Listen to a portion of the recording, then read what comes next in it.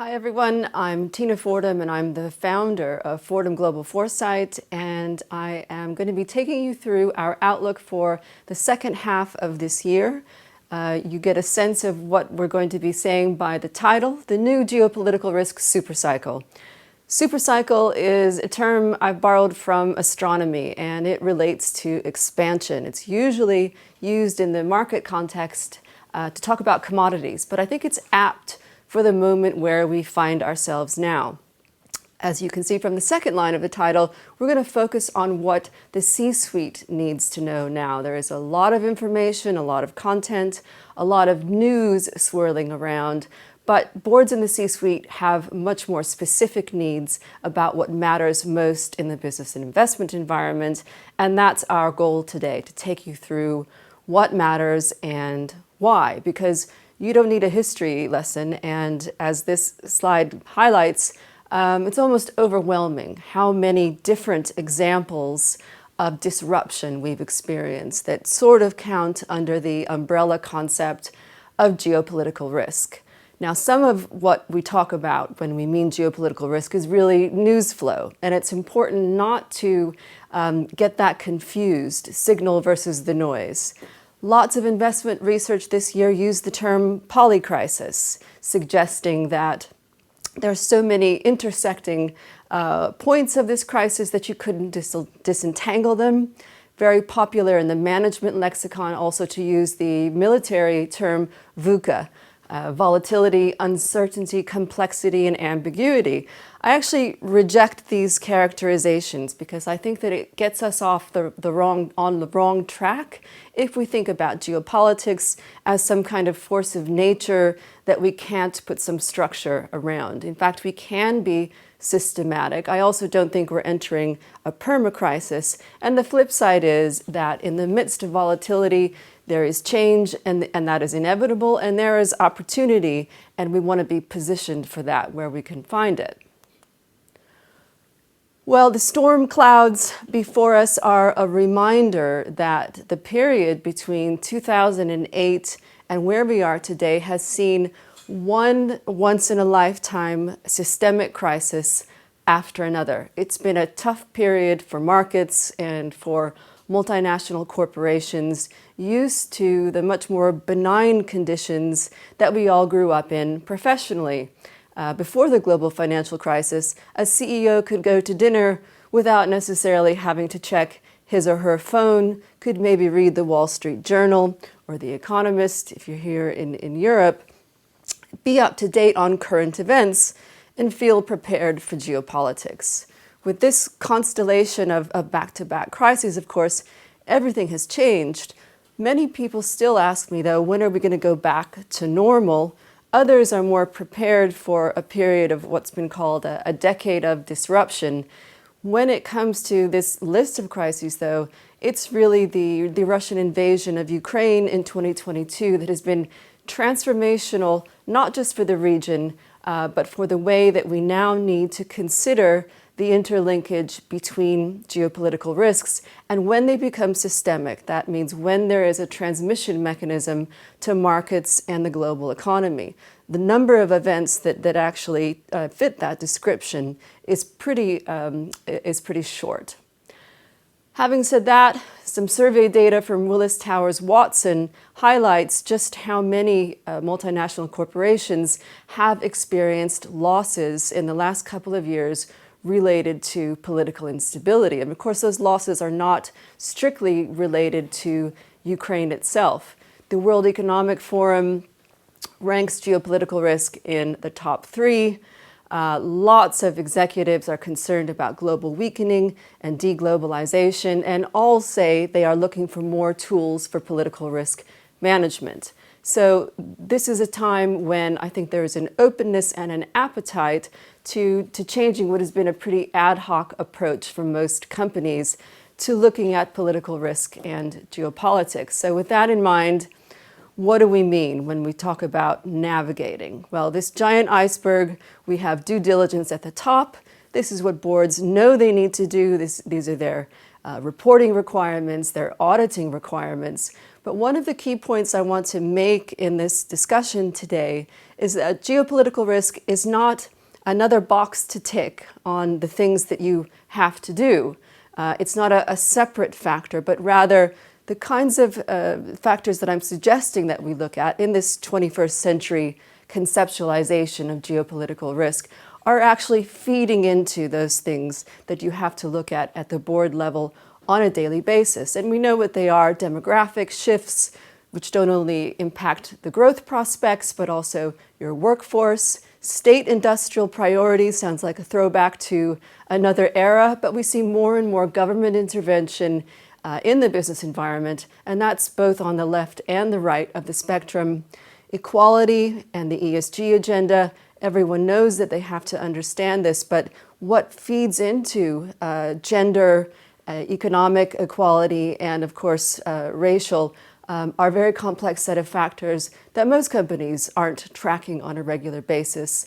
Then of course there's trading and winners and losers, to put it crudely, but who's going to benefit from this turmoil? Some countries are already positioning themselves to do that. So a better understanding of the forces that feed into what you eventually need to be looking at through your formal due diligence will help you in the long run.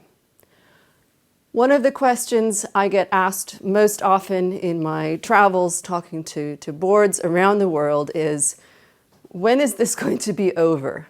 It's been a pretty hair-raising period, quite a number of shocks. And in fact, we can be systematic in how we think about this.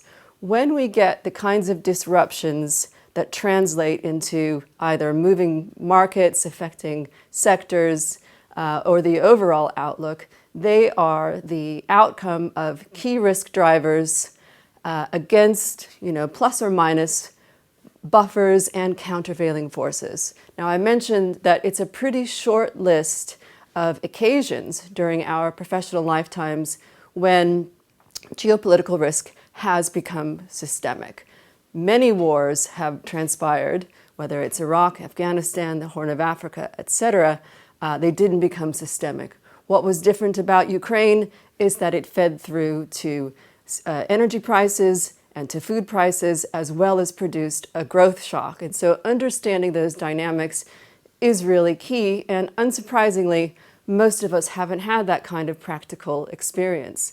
Central bank liquidity was, in fact, one of the most significant buffers that prevented markets and the global economy from feeling the effects of what otherwise are, pretty unpleasant developments. And so as central banks look to change their position, we should expect, unfortunately, to see more of those disruptions. I'll write more about this going forward, but also the risk drivers are also more active than we're used to, whether that's frozen conflicts thawing, higher expectations that people have from government translating into social unrest, and reversals in living standards. So this is the not good news part. However, it's accurate. And what we want is for our minds to be prepared. Sometimes people say, that was depressing. And I always get a little bit offended because I've just told you what to expect. And one of the things that markets certainly hate is a surprise, a negative surprise. So you want to be positioned to be brave, to take advantage of opportunities, but mainly to have a prepared mind, because if there's anything I've observed in 25 years working in the markets and with corporates, it's that surprises are what we really want to avoid, especially downside surprises. So what are boards in the C-suite most interested in and most focused on now? Some are still asking about the war in Ukraine and how it ends. Of course, for us in Europe, that is quite important. And as the conflict continues into year 2 and possibly a second winter, it will matter. But what's very clear, I think, is that executives understand that the new international context, and particularly the US-China and the China-Europe relationship, is what matters. I'd add to the list technology, especially the influence of AI and those social considerations that I mentioned. What's interesting to my mind is the remarkable consistency that we see in the top 3 to 5 questions that matter the most. The other thing that boards in the C-suite are really focused on is new opportunities. Lots of interest in the Middle East, especially the Gulf, and in India. There are plenty of things to talk about there. There are silver linings or unintended consequences. And then there's what I call wishful thinking. And in some cases, the hope to perhaps replace China as a market with India and everything that it promises. But of course, it's complicated, to make a long story short. And we can help narrow down the difference between a new opportunity and wishful thinking, because almost every market is a mixed bag. And one of the things that we're really seeing at this time is a state of flux. Now, zeitgeist leadership is a concept from the Harvard Business School that I think is really relevant to these times. The paper from which this graphic comes from is actually about 15 years old, and it breaks down the factors that matter most. So what's zeitgeist leadership? Zeitgeist, apart from being one of those really great German words, the spirit of the times. What this paper concluded was that the best leaders were not necessarily those who presided over a period of record profits or new products, but the ones who managed the challenges of their times most effectively. And so with that in mind, I think that this diagram is extremely relevant for leaders. I've highlighted global events and social norms because those are the things that are the hardest to model, and as we're seeing now, can cause the most distortion because they're really moving to the central scenario away from tail risks. So let's get to the second half outlook. What are the key themes that we're watching as we look into the second half of the year and into next year? Well, Russia and Ukraine is still very much with us, although I definitely observe some fatigue with the state of that conflict. And that's why, with the Ukrainian offensive now in full swing, even though Ukraine's allies will not say this publicly, there's huge pressure on the Ukrainian military to make gains, especially as we head into US elections. I highlight democratic backsliding, which is a term covered in a really great Carnegie Endowment report. Backsliding, of course, a reversal of norms and softening of strength of institutions. This is a very macro consideration, but it translates into something else we're watching, which is the rise of autocracy. I think another trend that may not be especially apparent is Europe turning right. And for American listeners, Europe is always associated with social democracy and generous social welfare states. Well, almost by stealth, in recent elections in Greece, in Spain, and elsewhere, you are seeing Europe's nativist right. And that means, along with a sort of a protectionist implication, really gaining ground. I'll talk in a moment more about American unease and the mixed set of factors there. But what I think is most important of all is what's coming down the pike in 2024. And the outlook in the second half of this year is going to set the stage for that. It's an election mega cycle. We know that the US will go to the polls. Already a lot of concern from CEOs about what's going to happen there. But what we're going to have in 2024 is some of the most populous, the largest economies in the world going to vote. So the US and the UK, our home market, of course, but also Mexico, Indonesia, South Africa, Russia and Ukraine. And yes, Russian elections do matter. Taiwan, which matters geostrategically, and the European Parliament. So lots to play for. These will be the first elections since COVID, and the first elections that are going to be impacted by the influence of artificial intelligence.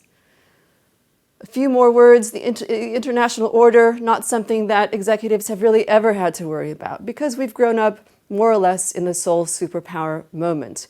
What I caution against, though, is the temptation to characterize the times we're living in as a new Cold War or even less accurate, a third world war. This is really not the case, and I advise against falling into that trap of binary thinking.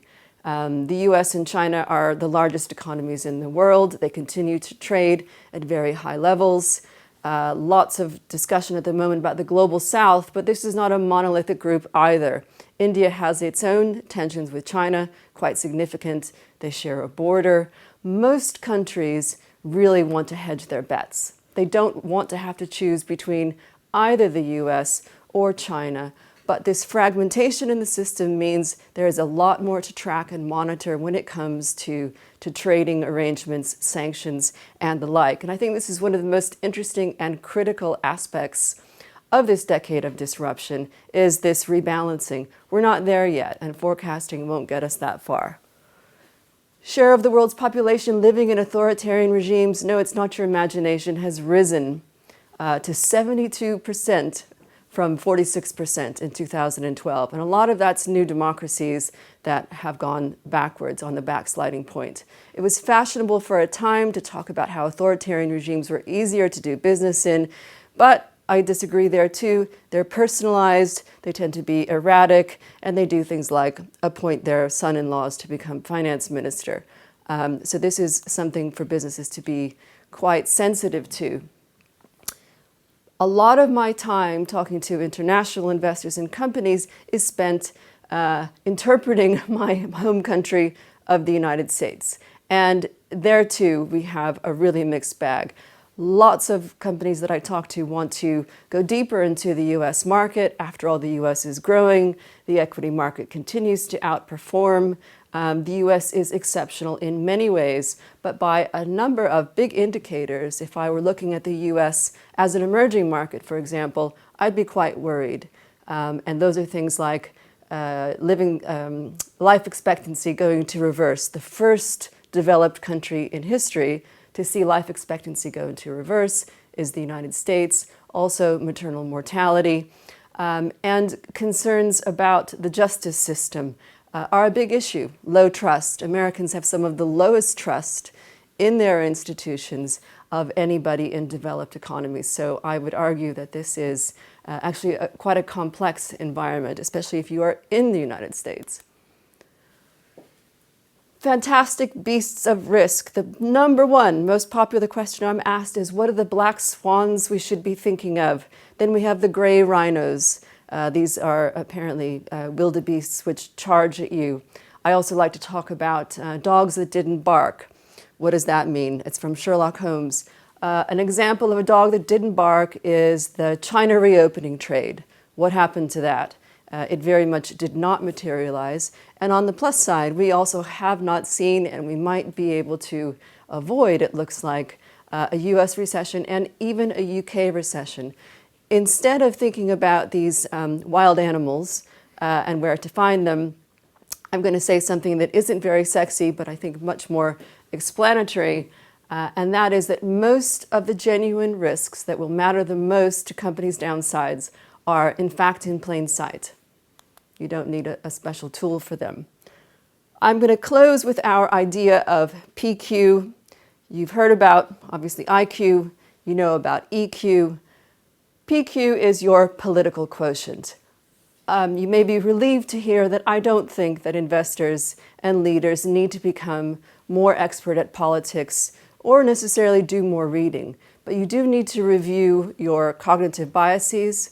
We all have a tendency toward normality bias, expecting things to return to the way they used to be, and also extrapolating our own experience of what's normal everywhere else. And I actually believe that this is one of the biggest factors that hold back executives from being able to appreciate risks. And I'm going to use the Ukraine example as an illustration of that. Now, one of the people who had to be evacuated from Kyiv on February 23rd, 2022, was the German defense minister. The German defense minister had access to top US intelligence, which in the case of the Ukraine conflict had been very accurate, but couldn't believe that it was all going to happen. And this is really, I think, a salient point as companies look to invest in better resources, you can have people telling you what may turn out later to be accurate, but if your board isn't ready to hear it, it isn't going to be useful. Likewise, we're all taught in economics, Econ 101, people don't act in their rational self-interest. They do all the time. they do all the time. And empirical models are not very effective at modeling human behavior. And finally, avoiding binary thinking and stress testing plausible scenarios. You don't need to run hundreds of simulations, but you need to look at the ones that are most impactful for your business. So I'll close on the idea of PQ and what you can do to raise it. Thank you.